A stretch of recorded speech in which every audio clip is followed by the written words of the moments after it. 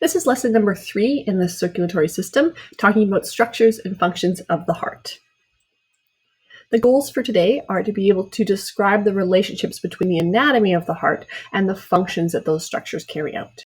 You should be able to identify or label on a diagram and give the function for all of the structures listed here. You should be able to recognize from a diagram and also from photographs what these structures look like from internal and external views. So think about your heart. Put your hand on your heart. Can you feel which side of your body it is on? The heart is a hollow muscular organ. It's about the size of a clenched fist, and on average it beats 100,000 times per day. That's over 2.5 billion beats over the average lifetime. Heart muscle is a special type of muscle called cardiac muscle, and it doesn't tire the way that our other muscles in our body does. Even at rest, the muscles of our heart are working twice as hard as the legs of a person who would be sprinting. In your body, blood takes between 35 and 45 seconds to travel throughout the body when you're at rest. When you're active and your oxygen demands are higher, the heart can pump a full circuit of blood around the body in about 10 seconds. And in one day, a single red blood cell will travel about 19,000 kilometers. Your heart is working very hard. The heart is located in the thoracic cavity. So thoracic cavity is the section of the torso located above the diaphragm. So the part of your body that is protected by your rib cage. It's located close to the center, just below the sternum, and angled slightly towards the left. The heart sits in a sac called the pericardium, and the job of the pericardium is to support and protect the heart, and it's also filled with some fluid that helps to lubricate. The heart is in motion all the time, and all of that rubbing would cause friction if it weren't for this protective pericardium. It's like wearing socks inside your hiking boots. No socks and your foot is rubbing inside the boot, you're going to get blisters. If you've got a nice sock protecting that rubbing motion as you're hiking, your feet are much less likely to experience a blister. Some hiking socks actually have 2 layers, which is much like the way the pericardium functions.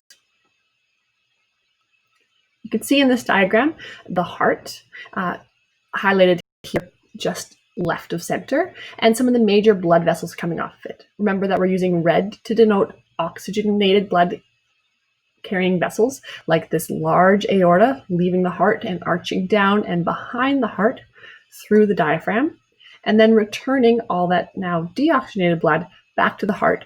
Up comes the vena cava through the diaphragm behind the heart and enters into the back of the heart into the right atrium. The mammalian heart has 4 chambers. This allows the heart to keep the oxygenated blood and the deoxygenated blood separate. No mixing means that this is a very efficient system. The upper chambers are called atria, singular is atrium, left and right. Now remember that for diagrams of the heart, we'd label left and right as if this heart were labeled based on the owner's left and right. So written on paper in front of you, they'll seem reversed. The left atrium is actually on the right side of the page. Sometimes I have to pick up my paper, turn it around, and hold it against my body to help orient myself a little bit. Atria have much thinner walls because they don't do much pumping. They're just receiving the blood. The lower chambers are called ventricles. They're shaped kind of like a V, and that helps me to remember that those are the ventricles. Ventricles are much more muscular because those are the pumping chambers. That's what pushes blood out of the heart and either to the lungs or to the rest of the body. Like our veins, the heart is also full of valves that help to prevent backflow. Blood should be flowing through the heart in one direction only, coming in the atria, down to the ventricle, and then out the vessels to the body or the lungs. If there were backflow, this pumping and circuit flow would be very inefficient. And so veins help to maintain proper flow of blood through the heart. Valves help to maintain proper flow of blood through the heart.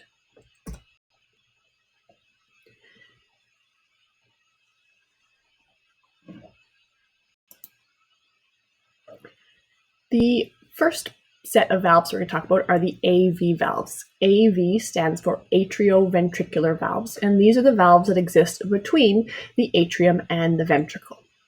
There are two AV valves in the heart. There is a tricuspid AV valve, and that's on the right-hand side of the heart.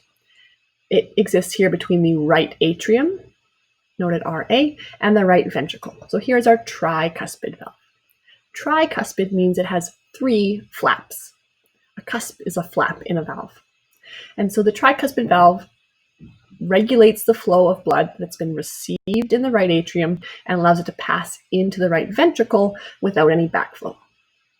On the left-hand side of the heart, we have the mitral valve, and the mitral valve is a bicuspid valve.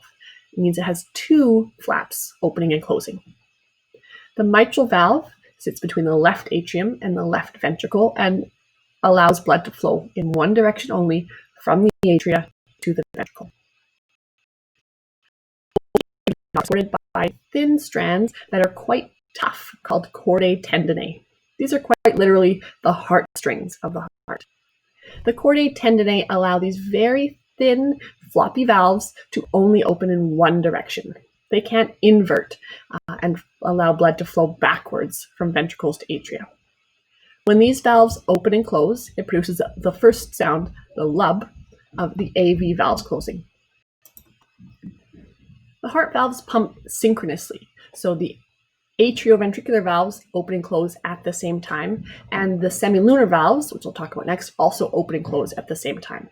So although there are 4 valves, the heart sounds should sound like 2 sounds. Blup is the first AV valves, and the dup, the second sound, is the semilunar valves. Semilunar valves have a slightly different shape. They look a little bit like a crescent moon, which is where that semilunar comes from. These are the valves that regulate the flow between the ventricles of the heart and the blood vessels that lead out of the heart. The pulmonary valve is on the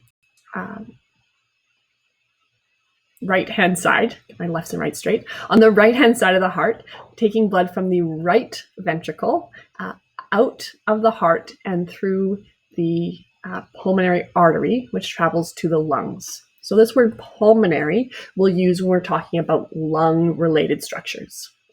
The aortic valve exists on the left side of the heart between the left ventricle and the aorta. This is the valve that allows blood to be pumped out of the heart and travel to the rest of the body for distribution of oxygen to muscles and tissues. When these ones close, they make that second dup sound. So if you're feeling a heartbeat, the bump, bump, bump, bump is a AV valve, open, close, semilunar valve, open, close. One complete cycle of this pumping mechanism is 2 sets of opens and closes, which is why that heart sound has that bump, bump sound. The pulmonary and aortic semilunar valves are both tricuspid valves. So the only bicuspid valve is the mitral valve. All the rest of the heart valves have 3 flaps. One of them is called the tricuspid valve, but both the semilunar, the pulmonary semilunar and the aortic semilunar, are also tricuspid, meaning they have those 3 flaps. A common birth defect is for a valve to have less flaps. So my aortic valve, when I was born, had only 2 flaps. So I had a bicuspid aortic valve, which is part of the reason that I've had that valve now replaced. A bicuspid aortic valve occurs in about 2 to 3% of the population, and many people have it and never even realize it. It can be asymptomatic. So here we can see that 2-cycled pumping action of the heart. Down here, those are the AV valves. These are the chordae tendineae supporting those valves as they open and close. Here is one of our semilunar valves. That would be the pulmonary semilunar valve. And tucked up behind here where you can't quite see it, the aortic semilunar valve. This vessel up here is the aorta, and so the valve is tucked right away in there. So we have the right tricuspid valve, the left mitral valve, those are the AV valves. Here's one of our tricuspid semilunar. That's the pulmonary semilunar.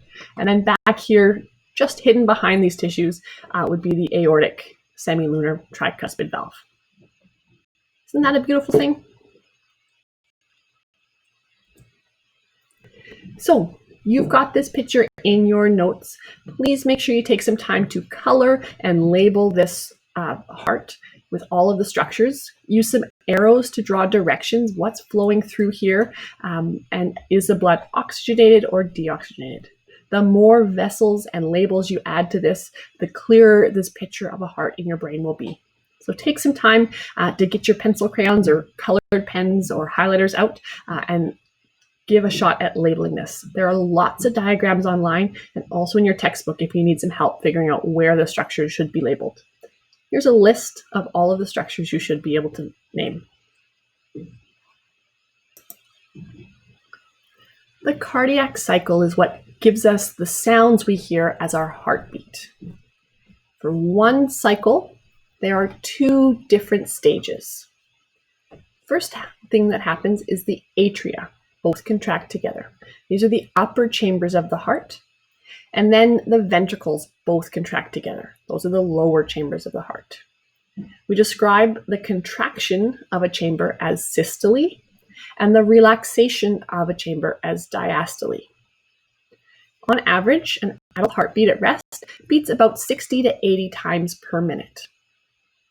If you're listening to a heart and you hear an extra sound, a whooshing or an extra click, that can be described as a murmur. Murmur just means an irregular heart sound.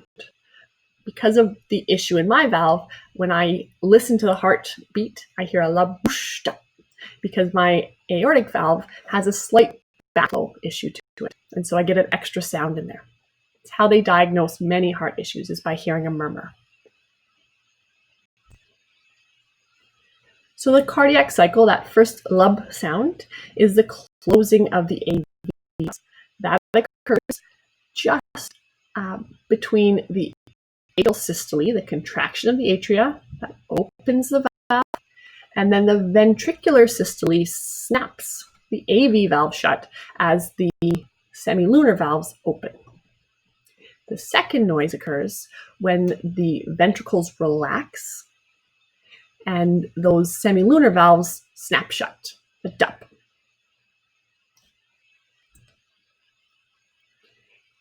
If you have access to a stethoscope, lucky you, you big nerd, try listening to different parts of your chest or of a volunteer's chest to see if you can hear the different sounds of the different valves opening and closing. If you've been to a doctor and had them listen to your heart, you would have noticed they moved the stethoscope around to different locations. That allows them to hear specifically each heart valve opening and closing and can detect exactly where any issues might occur. Again, lots of great videos embedded in the slideshow, so please go back and watch some of these. The animations really do help to support your understanding of these processes. From the external of the heart, this is oriented as if you were looking at the side of the heart that would be facing the sternum. And so we can see that it's pointed slightly towards the left of the owner's body. So the left ventricle is here. You can see that there's this yellow fatty tissue and blood vessels that separate these lower chambers, the ventricle on the left and the ventricle on the right. The upper chambers also have some separation with a fatty tissue in a groove. Grooves are called sulcus, and some blood vessels as well. And then the atria up here on the right side and on the left side. The atria have these pockets called auricles. Auricle just means ear, and those are sort of flaps that can stick out as blood flows into those vessels and they expand or undergo diastole. They aren't quite as purple as this shows here, but they do have a slightly different color than the very muscular ventricles at the bottom of the heart. The tip of the heart, down here, that bottom piece is called the apex of the heart, the pointy part.